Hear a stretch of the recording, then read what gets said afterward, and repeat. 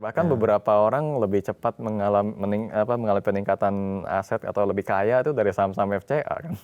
Buka-buka auto rejection terus berhari-hari kan. Jadi Iya. saya juga bingung nih sekarang FCA ini jadi sarana buat cepat kaya atau jadi perlindungan jadinya kan kalau saya lihat karena saham-saham FCA itu lebih banyak yang naik dan lebih multi bagger sebenarnya. Kalau saya calon investor atau investor pemula, apa sih yang harus saya perhatikan biar sukses gitu di pasar saham ini? Oke, saya pasti akan sarankan pertama mau pastiin dulu mau jadi investor long term atau trader yang menggunakan short term. Karena sebenarnya pendekatannya sangat berbeda. Kalau misalnya long term kan pasti lihat lapangan keuangan dan lain-lain. Ya kalau ini saya nggak bisa bahas lah, saya nggak terlalu ngerti ya. Cuman kalau yang short term ini paling gampang. Kita fokus pada membaca momentum. Itu yang akan selalu saya saranin orang-orang membaca momentum. Karena kalau udah ngerti momentum itu kita udah tahu ada arus dana yang bergerak, arus dana masuk yang bergerak ke saham tersebut yang mendatangkan momentum itu. Sehingga lebih membuka peluang untuk mendapatkan cuannya jangka pendek dan tren yang akan lebih terukur. Jadi saya selalu saranin ke pemula tuh baca momentum dulu.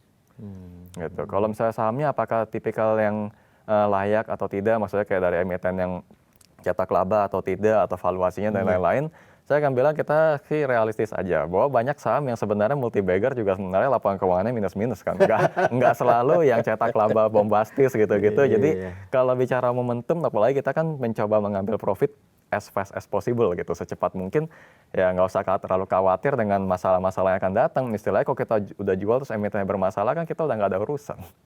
Gitu. Dan kalau prinsipnya kita kayak investasi saham itu, walaupun dibilang kepemilikan terhadap perusahaan, tapi kan kita tidak ada ikatan apa-apa sebenarnya. Kita bukan karyawannya, kita bukan direksinya, kita bukan ownernya, bukan komisarisnya juga. Jadi kita tuh kalau fokus ke momentum, kita lebih free gitu dan pilihan sahamnya lebih banyak sebenarnya. Ada 900 lebih emiten gitu kan Ya. di pasar saham. Ngeliatin semuanya gitu. Enggak juga. Kalau lihat momentum kan kita tinggal mencari yang frekuensi perdagangannya tinggi, berarti Hari itu itu yang ya. ramai. Hari itu yang ramai apa? Ya. Kita pilih gitu kan. Ya, itu kan otomatis tersortir banget itu. Jadi tinggal 20-30 saham. Ya, habis itu kita cek lagi dari teknikalnya. Misalnya apakah masih posisi yang aman atau ternyata diam-diam udah multi bagger nih. Kalau udah multi bagger mungkin lebih riskan, tapi kalau baru mulai jalan, baru mulai naik gitu kan lebih layak diikuti. Tapi dengan mensortir dari frekuensi itu kita bisa mengecilkan jumlah saham yang terlalu banyak. Memang betul, sekarang 900 saham. Kita nggak pernah tahu mungkin tahun depan berapa tahun lagi IHSG isinya ribuan atau puluhan ribu saham. Cariin satu-satu manual mabok pastinya kan. Jadi kita sortir dari frekuensinya untuk mengukur momentum yang sedang berjalan atau yang akan datang. Biasanya berapa saham yang dilihat? Dari yang top frag berarti kan? Ya, top frekuensinya frekuensi. berapa tuh? Saya biasanya ambil 10 terbesar aja. 10 terbesar, habis itu dilihat juga teknikalnya. Ya. Fundamentalnya nggak dilihat sama sekali? Enggak. Ya, karena saya punya pengalaman dengan fundamental yang termasuknya kurang bagus. Jadi pernah ada kasus salah satu emiten di mana laporan keuangannya manipulasi, Pak. Jadi kalau kayak begitu saya mau analisa fundamental buat apa kalau datanya aja dimanipulasi gitu. Jadi saya ya udah ke momentumnya aja lah udah. Tapi kan kalau fundamental juga ada aspek GCG-nya kan, kadang kan harus kita lihat manajemennya oke nggak gitu. Ya, tapi itu kan nggak gampang untuk nilainya. Jauh lebih gampang lihat langsung respon pasar di running trade lebih cepat lah saya pikir gitu ya. Jadi setiap hari Mas Willem akan memantau 10 saham yang frekuensi pedagangnya paling tinggi ya. Iya, tapi setelah saya beli saya fokus ke saham yang itu saya beli aja. Habis itu dibeli sama saham X gitu. Akan fokus di situ. Ya. Dilihatin gitu. Sampai nanti ada distribusi jual. Ya, setelah gitu saya lepas baru saya mulai sortir lagi dari awal. Kan posisi kosong. Jadi nggak pegang banyak emiten ya? Enggak, saya maksimal 3 aja. Oh, maksimal 3? Iya. Nih udah banyak triknya nih. Jadi maksimal 3, lihat momentum. Udah ada distribusi dijual. Udah itu aja ilmunya sebetulnya ya, bandar mulu gini ya.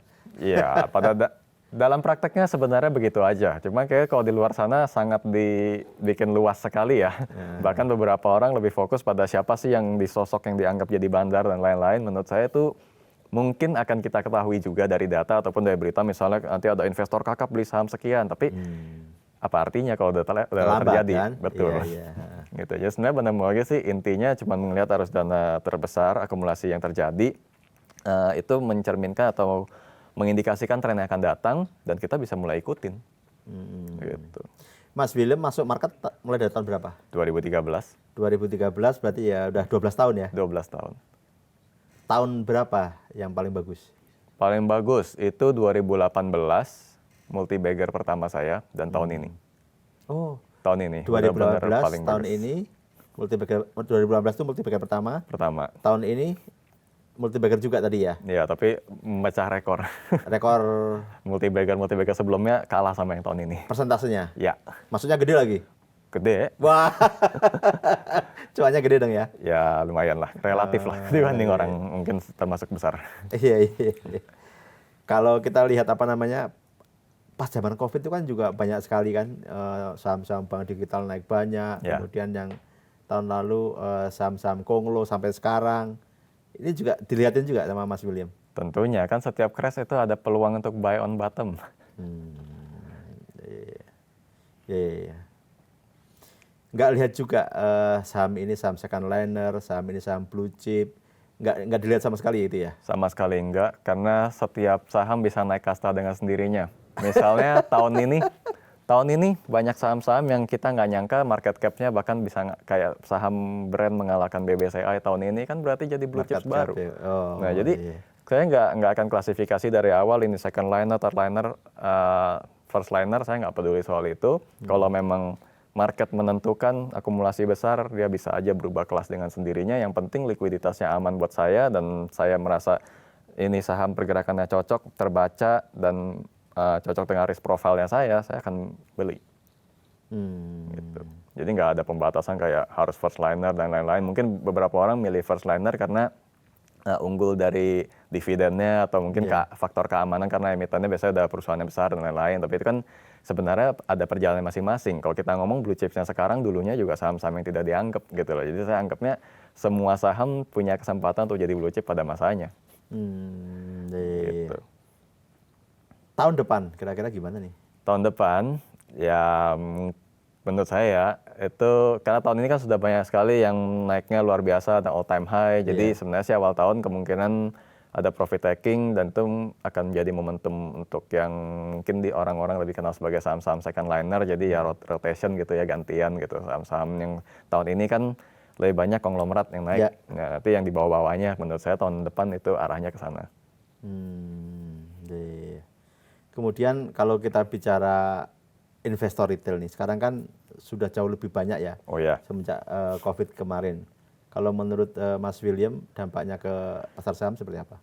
Ya lebih volatile, lebih banyak pergerakan saham yang lebih ramai dari biasanya dibanding 10-11 tahun yang lalu, kan ngantuk banget liatin market. Sekarang rame ya? ramenya Rame banget. Iya. Sekarang rame, dan itu sebenarnya sih dengan tinggi volatilitas itu jadi lebih bagus ya untuk kami yang trader-trader gitu, kan sebenarnya sangat terbantu dengan adanya volatilitas gitu.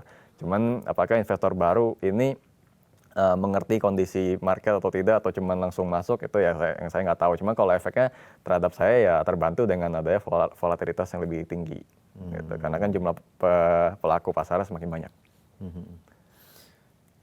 Jumlah pelaku pasar semakin banyak. Kalau institusi kira-kira perlu juga semakin banyak lagi kan di pasar modal kita? Ya tergantung kebutuhan mereka ya. Bisa, kalau lebih banyak lebih bagus, tapi kalau misalnya enggak juga saya kira dengan yang sekarang sudah ada pun kita bisa ngeliat kondisi market sudah jauh lebih baik. Sekarang ini sudah jauh lebih baik ya? Ya. Dengan aturan-aturan yang dirilis beberapa waktu belakangan kayak ada FCA, ARA, batas tertentu, itu gimana kalau menurut Mas William? Membantu untuk beberapa kalangan ya kalau saya lihat. Bahkan beberapa orang lebih cepat mengalami peningkatan aset atau lebih kaya itu dari saham-saham FCA kan. Buka-buka auto rejection terus berhari-hari kan. Jadi saya juga bingung nih, sekarang FCA ini jadi sarana buat cepat kaya atau jadi perlindungan jadinya kan kalau saya lihat, karena saham-saham FCA itu lebih banyak yang naik dan lebih multi bagger sebenarnya. Iya. Jadi saya bingung, FCA ini sekarang fungsinya untuk perlindungan atau malah fasilitas? Fasilitas untuk menambah kaya. Cepat menambah kaya ya. Kalau untuk mendorong investor retail lebih banyak lagi, menurut Mas William apa yang perlu dilakukan oleh otoritas gitu? Ya edukasinya aja mungkin lebih diperbanyak ya. Kenapa kita mungkin seperti alasan kenapa kita sebaiknya masuk ke saham dan lain-lain, karena sekarang kan sebenarnya dalam sifat dasar manusia kan untuk membuat satu keputusan mesti ada alasannya, alasan yang kuat. Dan saham itu kan alasannya jelas ekonomi kan.